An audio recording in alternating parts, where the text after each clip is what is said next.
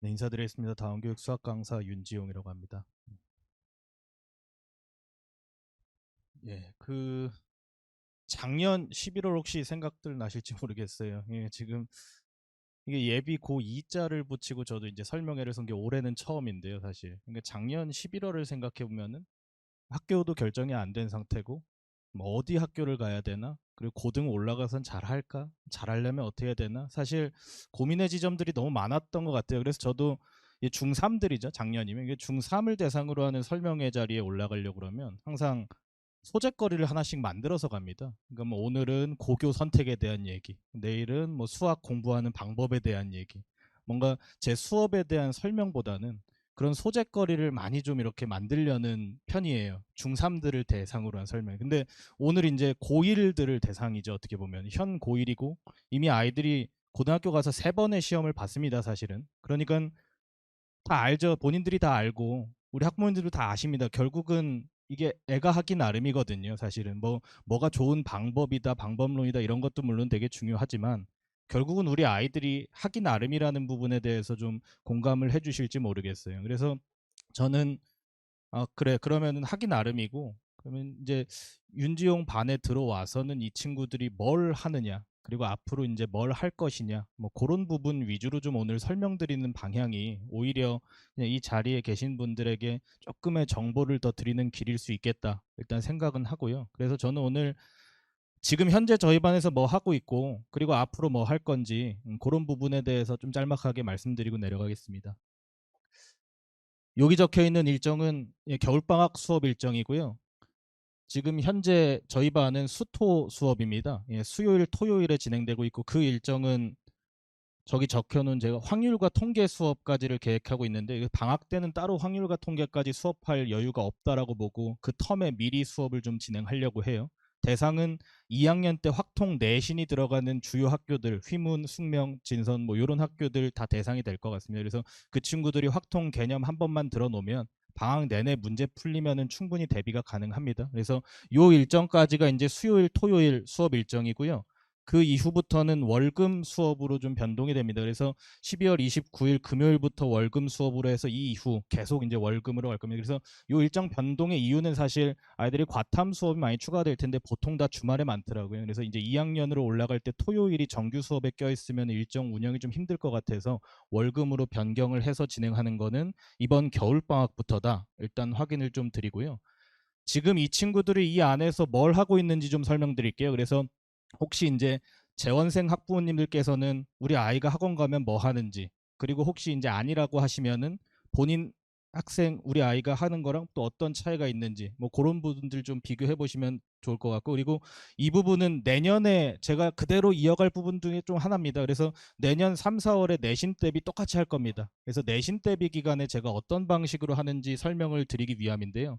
일단 아이들을 오면은 구구단 테스트라는 걸 하나를 봅니다. 30분짜리 시험인데 30문제를 30분에 봅니다. 그러면은 한 문제당 1분 꼴인데요. 이미 아이들이 3번의 시험을 치르면서 이미 알았을 거예요. 이게 시험이 어려워서 못 푼다기보다는 시간 내에 잘 안 풀린다. 이런 거를 호소해서 점수가 안 나오는 학생들이 많을 거라 봅니다. 그거를 훈련시키기 위한 테스트고 저희 반의 시그니처 테스트입니다. 그래서 근데 이제 제가 저기다 이제 5번에서 한 12번 정도 난이도 문제라고 한 이유는 사실 학교 시험지에 뭐 1, 2, 3, 4번은요.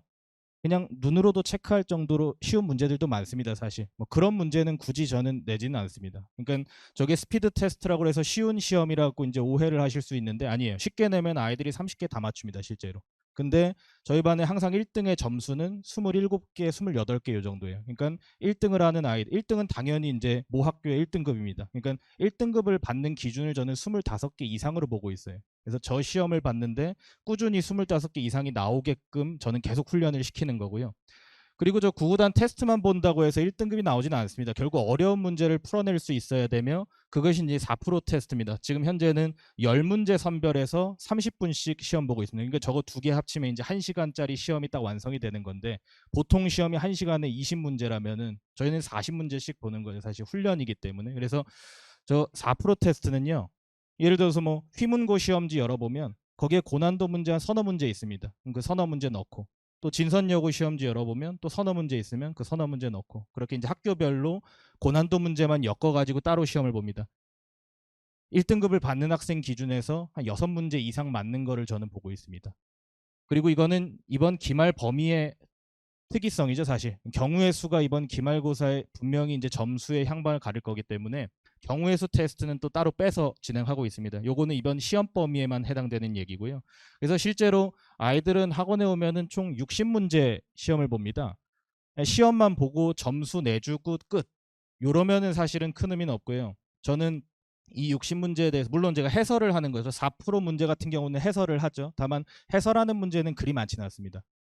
하지만 저 60문제에 대해서는 제가 해설지 써주는 거를 아이들한테 다 해설지를 배부를 합니다. 전 그 아마 오늘 제 브로셔를 보시면 이제 마지막쯤에 제가 해설지를 어떤 식으로 쓰는지 제가 손 필기한 거 사진 하나 붙여놨을 텐데요. 그런 식으로 해서 아이들한테 이 60문제에 대한 해설을 다 나눠줍니다. 해설을 나눠주는 이유는요. 네가 시험을 못 봤어. 괜찮습니다. 시험을 못 봤더라도 괜찮아. 다만 선생님이 나눠준 해설을 보고 이 문제는 이렇게 풀었어야 된다는 걸 오늘 한번 공부를 해라.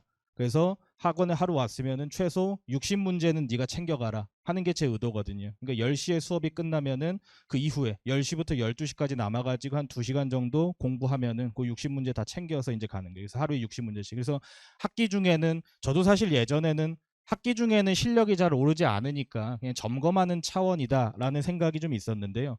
이런 방식으로 하니까 학기 중에도 실력이 점차적으로 오릅니다. 그래서 저는 학기 중에도 좀 실력을 올려주는 방향으로 일단 수업은 계획하고 있고 진행하고 있습니다. 방금 말씀드린 작업은 이제 다음 주까지 진행합니다. 그리고 한 11월 15일부터 12월 요 중간에는 이제 아이들 자기 학교 시험 연습해야죠. 그래서 학교별 파이널 시험지 이것은 연합반 강사로서 너무 당연한 숙명이라고 생각을 하고요. 지금 저희 반이 뭐 엄청 큰 반은 아님에도 불구하고 학교가 18개 있습니다. 그러니까 저는 18개 학교 한 명 한 명 시험지를 그 시험에 맞게끔 다 세팅을 해줘야 되거든요.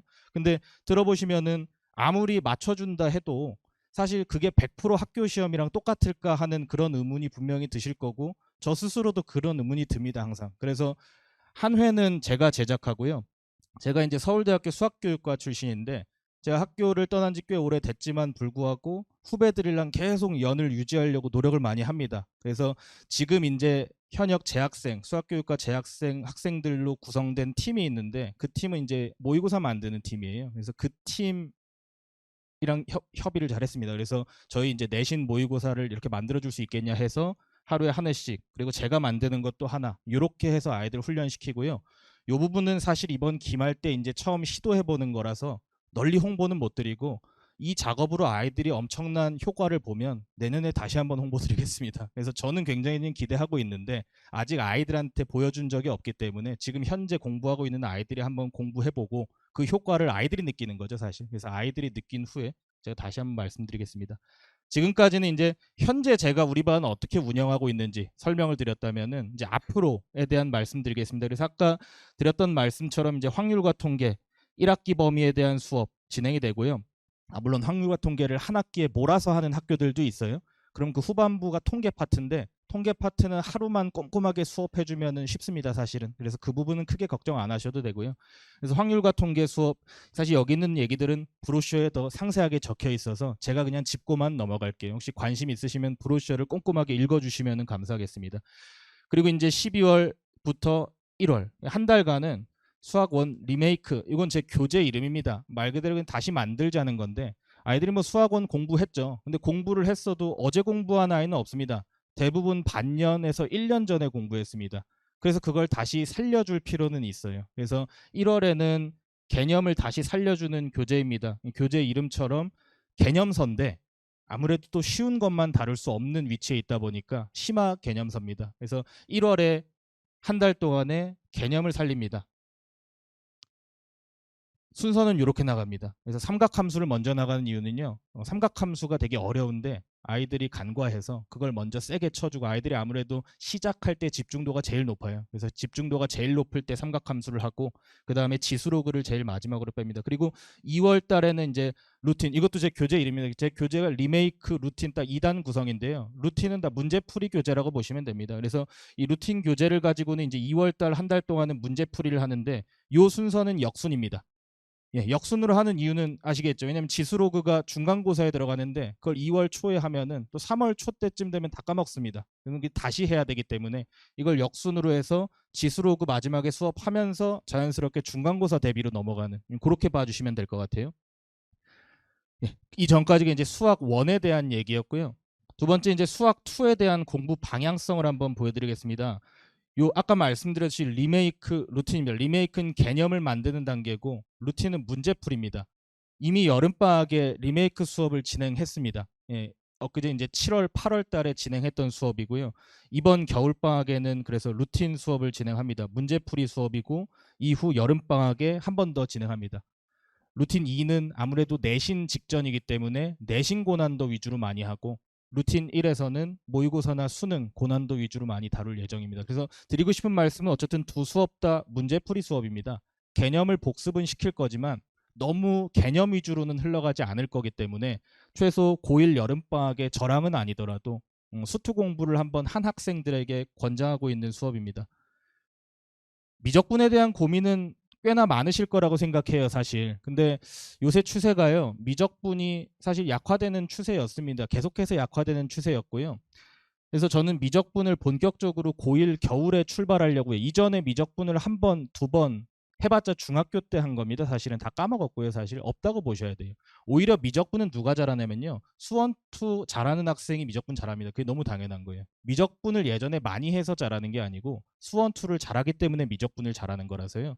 그래서 미적분 리메이크 개념 수업을 이번에 다시 한번 진행을 하고, 제 커리는 이번 겨울 그리고 여름 그리고 고2 겨울까지 이렇게 해서 3단으로 미적분을 한번 만들어 보겠다 하는 게 제 생각이고, 사실 마지막에 저 미적분 루틴 2권은요 내신 대비예요. 여기에 있어서도 아마 의견이 좀 갈릴 겁니다. 왜냐면 3학년 1학기 때 미적분 내신을 대부분 이제 학교들에서 하는데 반반입니다. 그걸 챙기느냐 아니면 버리고 그냥 정시 준비하느냐. 그래서 정시 준비하는 아이들은 보통은 요때 미적분 내신 대비를 하지 않습니다. 그냥 대형 학원에서 진행되는 수능 준비만 하는데, 이거는 이제 제가 여기 물음표를 사실 붙여놨습니다. 수능의 내신화라고 해서 물음표를 붙여놨는데 그건 실제 이번 수능 시험 2주 뒤에 있을 시험을 봐야 알 수 있지만, 엊그제 이제 9월 평가원이나 6월 평가원 문제들을 좀 보면요, 계속해서 뭔가 지엽적인 부분들을 건드리고 있어요. 예, 킬러 문제, 고난도 문제를 내면 안 된다라는 기조로 출제를 하려면 아이들이 낯설 법한 소재를 많이 끌어다 써야 되는데 그게 내신입니다, 사실은. 그러니까 결국은 내신 공부는 끝까지 가져가야 됩니다. 이거는 뭐 과거에도 그랬지만 수능 기조가 바뀌고 있으면서 내신을 끝까지 놓치면 안 된다라는 건 더 확실해졌고요, 제 생각이. 예, 이거는 이제 저희 반의 어떤 캐치프레이즈로 제가 쓰고 있는 문구입니다. 저희 반이 하이퍼반이긴 하지만서도 정말 극 최상위권들만 모여 있는 반은 아닙니다. 그래서 저는 잘하는 아이들을 모아놨다고 생각은 하지만 그 친구들을 계속해서 성장시킬 필요는 있다라고 생각을 해서 제가 이렇게 문구를 잡아봤습니다. 결국은 겨울방학 기준인데요. 이반 테스트를 제가 상담실에 전달을 할 거예요. 수원2로 이루어져 있을 거고 뭐 쉽지는 않을 겁니다. 그리고 이반 자격은 어쨌든 내신 1, 2등급을 저는 받고 있기 때문에 잘하는 거죠, 사실 요 정도면. 예, 그래서 잘하는 아이들입니다. 다만 제 눈에는 한없이 부족합니다. 그래서 계속해서 이 친구들 너네가 잘한다고 자만하지 말고 계속 실력을 키워야 된다, 성장시켜야 된다. 예, 이런 컨셉으로 진행하고 있고, 그 진행에 있어서 가장 제가 신경 쓰고 있는 부분이 오답 부분입니다. 그래서 저는 이제 마지막으로 이 말씀 드리고 내려갈게요. 오답을 아이들 잘 시켜야 된다라는 거는 사실 몇 년 전부터 계속 이제 머릿속에 있으실 거예요. 근데 저는 이렇게 생각합니다. 오답이라는 게 틀린 문제를 푸는 게 오답의 끝이 아닙니다, 절대로. 아이들이 맞은 문제를 다시 푸는 게 오답입니다. 예, 그게 이제 너무 중요한데, 결국은 맞은 문제 중에 왜 다시 풀어야 되냐면요, 사실 그냥 문제를 딱 봐요. 그냥 바로 풀어서 맞습니다. 이런 문제 다시 안 풀어도 돼요. 근데 문제를 보는데 고민을 합니다. 고민을 하는 순간 저는 문제 체크를 하게끔 아이들한테 시켜요. 그걸 한 1년간 시키면 아이들이 합니다. 예, 그래서 고민이 들어갔다는 건 무슨 뜻이냐면 그 문제가 유형화가 아직 돼 있지 않다는 거예요. 내가 고민해서 풀어내야 되는. 근데 학교 시험은 고민할 시간이 없습니다. 그냥 문제를 보고 기계적으로 튀어나와야 돼요. 사람이 참 웃긴 게요, 저도 마찬가지입니다. 제가 오늘 어떤 엄청 어려운 문제를 풀어냈어요. 그럼 제 스스로도 뿌듯합니다. 다음 주에 그 문제를 다시 보면 또 고민합니다. 저도 그래요, 사실. 그래서 저도 풀이를 제가 써놓은 걸 보면 아, 내가 예전에 이렇게 풀었었지 하는 게 기억이 나요. 아이들이 너무 당연합니다, 그러는 게. 그래서 아이들이 고민을 해서 풀어낸 건 그 순간엔 뿌듯할 수 있지만서도 나중에 한 번 더 풀어야 돼요. 그래야 시험장 가서 고민 없이 풀 수 있습니다. 그래서 저는 이 시스템을 아예 반의 오답노트 시스템에 녹였기 때문에 맞은 문제 중에서 본인들이 고민했으면 체크하라 시키고요. 그래서 저기 이제 문제 번호 옆엔 항상 저 세 칸이 들어 있습니다. 저 칸에 체크가 돼 있으면은 제가 오답 노트에 넣어줘요. 검사할 때 저 체크를 제가 다 기록을 하거든요. 그래서 저 체크 칸이 항상 있습니다. 그래서 이런 식으로 이제 아이들의 예시를 보면은 요 밑에 두 문제는 틀렸으니까 당연히 오답 노트에 들어가지만 요 우측 상단 문제 저건 맞았지만 이제 오답 노트에 들어가야 되는 문제. 아이들이 체크를 했기 때문에. 그래서 그렇게 봐주시면 되고요. 그리고 오답 노트에 들어가는 문제가 하나 더 있습니다. 요게 이제 제가 아까 전에 브로셔에서 말씀드렸던 제 해설지인데요. 제가 해설지를 써서 아이들한테 나눠주면은 분명히 제 풀이보다 아이들의 풀이가 좀 못 미치는 경우가 많을 겁니다. 그럼 아이들이 맞기는 맞았는데 너무 좀 길게 풀어서 맞은 거예요. 근데 그걸 해설을 딱 보니까 되게 깔끔한 경우가 있습니다. 그럼 맞았더라도 또 체크를 해야 돼요. 다시 한번 풀 필요가 있는 겁니다. 그래서 결과적으로 이거는 이제 제가 오답 노트 관리하는 엑셀을 하나 캡처해서 가져온 건데 이게 이제 1번, 2번, 3번, 4번 학생 같은 학생입니다. 그럼 사실 이 학생은 총 50문제 중에서 43문제 맞았거든요. 그럼 7문제 틀린 거예요. 그럼 보통의 오답 노트는 이 7문제만 오답에 들어갑니다. 근데 실제로 오답 노트에 들어가는 건 17문제예요. 왜냐면은 요 도중에 보시면 요 체크 표시가 생기고 여기는 없었는데 요 체크 표시 생깁니다. 맞았는데 체크해서 낸 거예요. 그래서 아이들이 실제로 이걸 경험해보고 나면 분명히 도움을 느낍니다. 왜냐하면 분명히 내가 예전에 풀었던 건데 다시 주면은 못 푸는 경우가 굉장히 많거든요. 그래서 그런 문제들을 좀 미연에 방지하자 해서 저희 반 시스템으로 잡았습니다. 마지막으로 시간표 한번 보여드리고 내려가도록 하겠습니다. 그래서 이게 1월 시간표입니다. 1월에는 주 2회 특강이기 때문에 월, 금만 저한테 보내주시면 됩니다. 그러면 월요일, 금요일, 오후 클리닉에는 저랑 조 교수님이 같이 진행을 하고요. 나머지 요일에도 클리닉은 항상 있습니다. 그래서 혹시 그 시간대에 참석을 못한다면은 저한테 저랑 이제 일정 조정을 해서 다른 요일에 좀 참여할 수 있도록 하고요. 수투는 제가 주 2회로 잡았는데 미적분은 2주 안에 모든 작업이 끝나야 돼서 제가 주 3회로 좀 잡았습니다. 그래서 미적분 같은 경우에는 수요일 수업만 추가된다. 이렇게 봐주시면 될 것 같습니다. 네, 준비드린 말씀 마무리하겠습니다. 감사합니다.